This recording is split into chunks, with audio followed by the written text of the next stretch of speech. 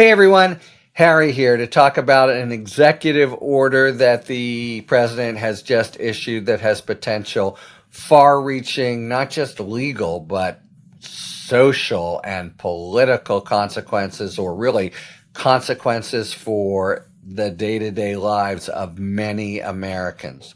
It concerns a basic frontal attack on so-called independent agencies.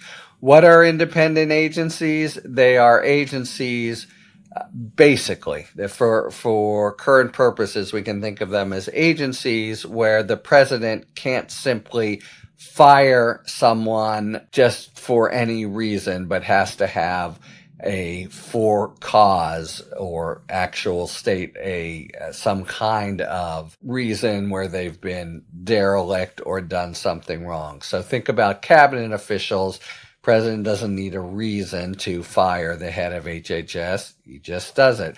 But Congress has created a series of agencies. There are many. They're a big part of the sort of alphabet soup of the administrative state. NLRB, CFPB, the Office of Special Counsel that's up in the Supreme Court now, the FCC, really a whole bunch of them. And they have stuck in the craw of conservatives for a long time. There's a case from 1935 in which the court, it's the Humphreys Executor case, I mention it just because you might be hearing it, where the court said these for cause restrictions where the president needs a good reason, they are okay by and large in most settings. And that's been the law of the land, but the court, as part of its conservative instincts, has been trimming back on that. And they found a few years ago that the CFPB, Consumer Finance Protection Bureau, because it had a single director with a lot of power, that violated the Constitution. The case that's up there now with Hampton Dellinger, Office of Special Counsel, it's also a single person at the head, though doesn't exercise the same degree of authority. Anyway, the order here says all of them got to go. There can't be agencies that the president can't remove the heads of at will, whether it's a whole many agencies like National Labor Relations Board have a series of leaders, say 5 or 7, and they're bipartisan.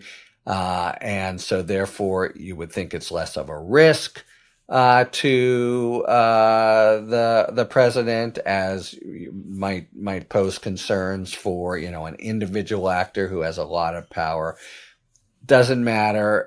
There can be no agencies. According to this executive order, this is now the official legal position, and the administration's going to be pushing it. They may push it by steps. They may push it first, say in the case of Hampton Dellinger, a single.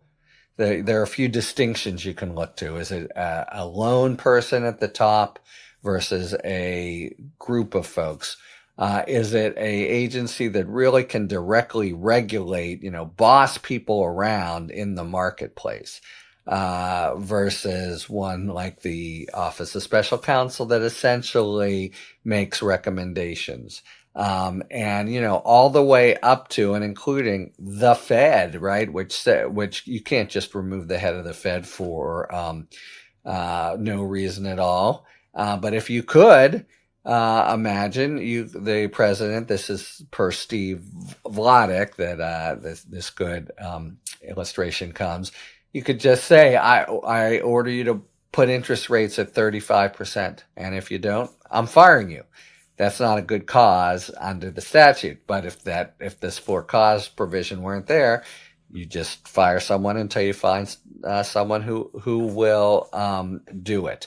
That's the sort of basic. The reason that I referred to this up top as having such broad consequences is we're talking about the administrative state that has hugely affected American life and it's basically Congress has created all these agencies with special technical expertise.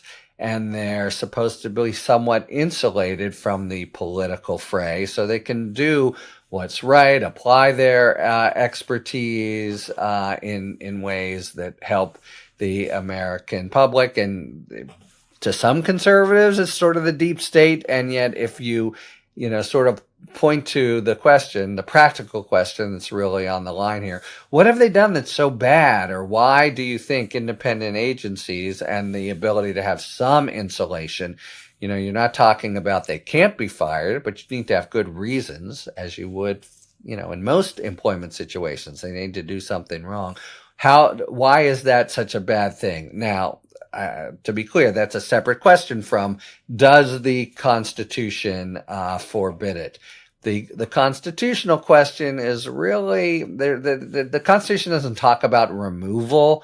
It talks about the executive power and the being vested in the president, and the people who oppose this, or the White House now here wants to make of that a whole constitutional argument. And there's a lot of members of the Supreme Court who will be sympathetic to it. But to understand what is on the line, we are talking about the administrative state and the way, basically since FDR, that the case I talked about is from the 30s. They have really made a huge impact on, especially health, welfare, safety of American citizens. And if a new president comes in who's hostile to the whole enterprise, or doesn't like one person or another on one commission or another, or just disagrees with, let's say, RFK Jr. Doesn't like vaccines, wants to fire people who are protected by for-cause removal provisions. That's the kind of thing we're talking about, the ability of a president to just wipe everything off the slate. So the executive order says we're going to be fighting for this, and from small to large, from single member heads to groups to everything, basically, a dozen or more of the alphabet soup of agencies. It includes another provision that is really wouldn't have had to be here, and is really foreboding, and is, I think, going to catch people's eyes very quickly. There's a section 7 here. The president and the attorney general shall provide authoritative interpretations of law for the executive branch. Those opinions are controlling on all employees in the conduct of their official duties. This may have just been added because of the whole Eric Adams case. But no employee of the executive branch acting in their official capacity may advance an interpretation of the law as the position of the United States that contravenes the president or the attorney general's opinion on a matter of law, including but not limited to, positions advanced in litigation. This could well be, it depends how they would define what's a question of law and what's official capacity, but it could well be that, think about what just happened in the Eric Adams case. The acting deputy attorney general says, here's the position. The president says that this case was brought for politicized reasons, and it was an illegal political prosecution. Is that a legal position?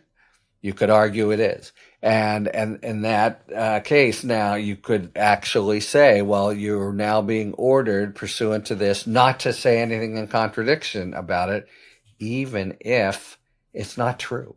So this really just, the people who resigned were between an ultimate rock and a hard place, and this just makes it even tighter potentially. This, depending on how it's interpreted and applied, has very far-reaching consequences for the president to just have his will be done on all kinds of things, where now you would expect people in, say, the Department of Justice to be able to make constitutional arguments or take the best positions. If the president says something outlandish, boom, that's now the law, and you can't say, within the executive branch, you can't say anything different. Okay, so this executive order, pretty big deal, but it shows which way they're going to be pointing. One, to try to just get rid of the whole administrative state to the extent it includes independent agencies, that is, agencies whose heads the president needs some good reason to get rid of. They want to make it that the president won't need reason. And then second, this notion that whatever the AG or president says in terms of interpretations of law cannot be contradicted. So a very strong authoritarian position that may be designed to sort of really ram home the bully tactics that the acting Deputy Attorney General made in the Eric Adams case, which is actually going to be playing out in court in just about a half hour as I tape this. Okay, so that's the executive order going to really guide the legal agenda of the administration over the next few years. And the final point I'll make is not on this last issue. This last issue, how it's going to play, it could be quite sort of radical and coercive, but the general idea that that agencies shouldn't, the president should be able to remove them at will, is one that finds significant sympathy on the Supreme Court. I think there'll be, depending on the issue, if, in certain cases, 6-7 votes for the court's for the administration's position, and even on really the ultimate ones, the agencies that have functioned so well because of the insulation, the 4-cause limitation, you're going to have 3-4 votes going in to wipe the slate clean. So this is potentially a preview of a major revolution in administrative law and just government role in people's lives under the current administration. Talk to you later. Thanks for tuning in. If you enjoyed this video and other Talking Feds content, please take a second to like and subscribe. Talk to you later.